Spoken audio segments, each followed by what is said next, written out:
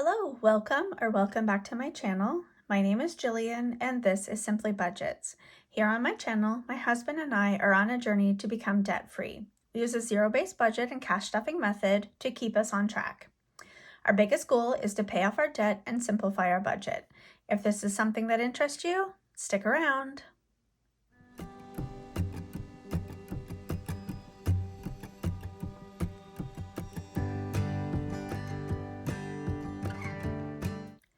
So in today's video, we are going to be closing out our April budget. You can see that I've filled it in because as things have happened through the month, I've allocated it up. Sorry, my camera is a little shaky today. As you can see, my background is a little different. I am set up at my work desk actually because I wanted to, one of my following videos is going to be trying to record the budgeting for like how I use my budget dashboard, which is the Excel document. And so obviously I needed to be set up at my desk so that I can move the camera and actually show you the computer screen. So it is a little shaky. I find this desk is a little less stable than my table that I usually record at. So I apologize for any shaking in advance. I'll try not to move around too much. So as you can see, I will actually, before we get started, I'm going to zoom you in. Okay, so I hope you can see this okay. So as you can see, my husband got a little bit more than had been expecting for his paychecks this month. One of his paychecks was a little bit higher, one was a little bit less. My income was stable at $41.06, and I have dropped off any of the decimals just to make it easier for the purposes of calculating. And I think I'm going to do that going forward. I'm either going to round up or I'm going to round up anything that's over, like that would be like 691.52. I would just round that up to 692. And then anything that's below 0.5 as a decimal, like 668.28, I would just say it's 668. Going forward, the decimals make it a little bit, I don't know, cumbersome, I guess could be the word that I could use. So I'm just dropping off decimals just for ease of calculating. So you can see our actual income was $11,808 this month. Our budgeted was $8,204.68. So I've added all these up. We actually were under this budget by $410.32. So we had budgeted $4,770 and we spent $4,360. So now moving on over here, we made some extra payments to some debt. So we actually made a total of, we made $1,363 towards debt. And then our sinking funds. So we had more in groceries, gas, and pet care than what was budgeted for, but that's because we had this additional amount for taxes come in, so we were able to put a little bit more there. So we ended up filling both of our vehicles, which is what the additional $75 is for. Moving on down, you can see that the next increase is spending, and we have an additional $150 here. Due to the taxes come in, we splurged and gave ourselves each an additional $75 this month. We put more in vehicle maintenance and home maintenance, as we know there are things that are going to be coming up from those. Memberships, I did top that up by $65, only because I am finding that some months it's a little bit challenging to take money back to the bank. So I wanted to bump that up a little bit just to have a little bit more in there.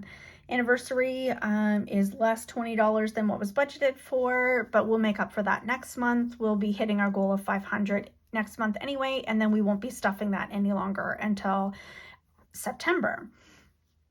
Travel was an additional $270 put towards it. Christmas got an additional $50.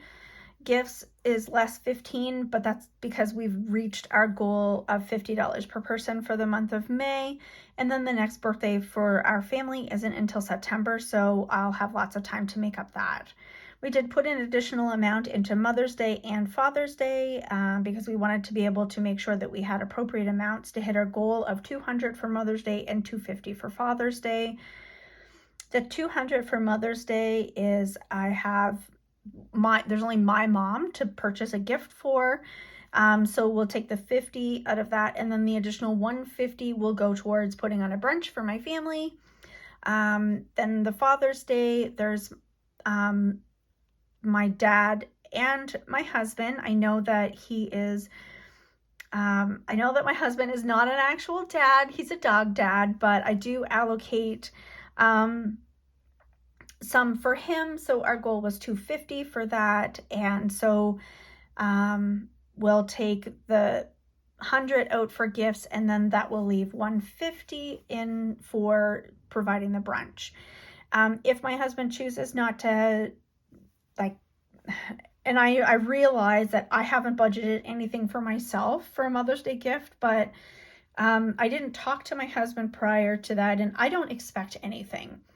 I don't expect him to get me anything because we only have fur animals. My love language is giving gifts to people. So I have allocated money to be able to spoil my husband. I think he deserves it. He works very hard. He is the one that's bringing in any of the overtime. And so I like to do things here and there for him as I can. But we may talk about it, and he just may say, just put that towards the brunch, or just keep it for next year, or we might put it into savings. Not sure.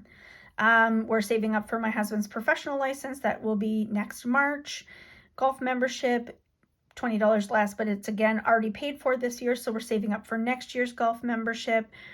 Taxes, which is our personal taxes, we save up because it cost us $126 to pay our accountant to do our taxes, so we want to have that money saved up by the time next year comes around. Medical and dental is just in case there are, my husband has a $3 copay on his monthly prescription, as well as sometimes the dental work that we have done is not fully covered by our benefits. So we just want to have a little bit of a buffer there. And then we've set aside $455 towards property taxes. So we have $945 allocate that we actually put into emergency fund this year, or this month. We had only budgeted for $80 for 1 month ahead, but we were actually able to put $770 towards it, and monthly challenge got $200. So when you add this all up, we exactly spent $11,808. There was no extra. So that's good. We didn't go over, we're not under, so I'm happy with where we're at with these numbers. So that's the wrap up for the month for April, and kind of just gives you an overview of how I close out the month with our budget. I'm not sure if I'm going to continue to do this monthly budget overview on paper. I am looking at moving towards using the budget dashboard that I have purchased. I'm really enjoying it. It's much more visual for me. It's easier. Everything's all in one spot. I really like the pie charts and the bar graph. There will be a video posted about that, and you can let me know your thoughts. If you would like to see me continue on paper, that is something I can do for video purposes if you do not enjoy seeing it on the budget dashboard. So that's that. Thank you so much for watching. I hope you have enjoyed this content. If you have, don't forget to give me a thumbs up. As always, subscribe and leave a comment below and let me know how you're making it on your own debt journeys. Thanks again, and we'll see you in the next one. Bye.